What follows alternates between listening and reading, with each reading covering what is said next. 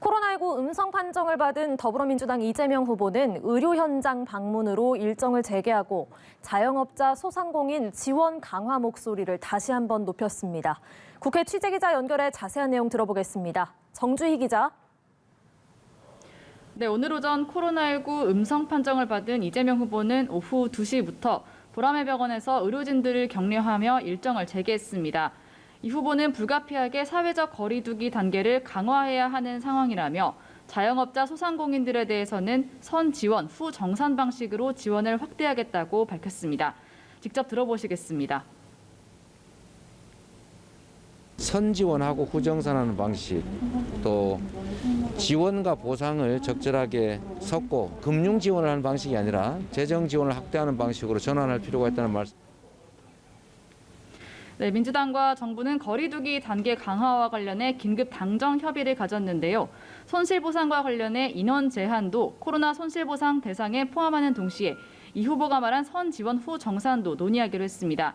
앞서 후보 직속 코로나19 비상대책본부장을 맡게 된 윤호중 원내대표는 선대위 회의에서 감염병 긴급 대응기금을 설치하고 100조 원 규모의 재정대책을 세우겠다고 구상을 밝힌 바 있습니다. 네, 국민의힘 윤석열 후보는 한국노총 지도부와 만나서 노동계 현안을 청취했죠. 어떤 의견이 오갔습니까?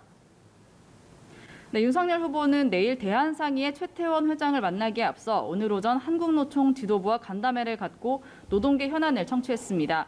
윤 후보는 모두 발언에서 노사의 자유를 중시하고 국가는 노사가 자율적으로 서로 상생의 대타협을 이룰 수 있게 도와줘야 한다고 말했습니다. 이후 비공개로 진행된 간담회에서 윤 후보는 공공기관 노동이사제와 교원과 공무원 타임오프제의 찬성 입장을 밝힌 것으로 전해졌습니다. 아울러 5인 미만 사업장에 대한 근로기준법 적용 문제에 대해서는 사회적 합의를 이끌어가야 한다는 의견을 전했습니다.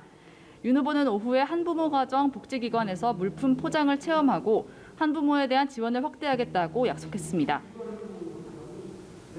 네, 윤석열 후보의 부인 김건희 씨의 허위 이력 논란이 잦아들지 않는 모습입니다. 민주당의 공세가 이어지자 김건희 씨가 국민께 송구하다는 입장을 표명했다고요. 네, 그렇습니다. 민주당은 김건희 씨의 허위 이력 논란에 추가 자료를 공개하며 공세를 이어갔는데요. 안민석 의원은 오전 기자회견을 열고 김건희 씨가 2013년 안양대학교 이력서에도 허위 수상 경력을 제출했다고 주장했습니다. 2004년에 대한민국 애니메이션 대상을 수상했다고 기재돼 있지만 주관기관이 문체부에 확인한 결과 어떠한 수상자 명단에도 김건희 씨나 개명전 김명신 씨 이름은 없었다고 말했습니다. 국민의힘도 파장에 촉각을 곤두세우고 있는 가운데 김건희 씨가 언론을 통해 국민의 불편함과 피로감을 안겨드려 사과드린다는 입장을 표명했는데요. 이에 대해 윤석열 후보는 민주당의 공세를 기획공세라고 하면서도 국민 눈에 과거의 처신이 미흡했다면 사과하는 게 적절하다고 밝혔습니다. 직접 들어보시겠습니다.